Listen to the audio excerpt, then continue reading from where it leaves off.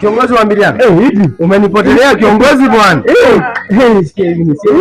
Unajua hata kutoka hiyo siku bwana tulionana bwana. Unaona hata tukio kwa gari, tukio kwa pasi tukikucha na Nairobi. Nikasema bwana, tukifika Nairobi tutakutana. Kumbe ni hiyo mtaa. Hiyo ndio wanaishi hapa. Bado nakaa ile ini ama ni vile Masai ni Yambatani. Masai ndio lakini sasa Masai unajua hata mimi pia natokanga mapema naingia leo. Sasa hata mimi niko na haraka. Wacha niingie. Jina yako bado niwaambia ngamo libadilisha mtandao. Ni ile tu tuende kusaki. Bado ni ya mimi. Wewe nitafute communicate. Sawa. Communicate. Sawa wewe. Twende baby twende. Wewe communicate. Communicate nitakupigia tu. Ona, hivi. Rudi bwana. Nini?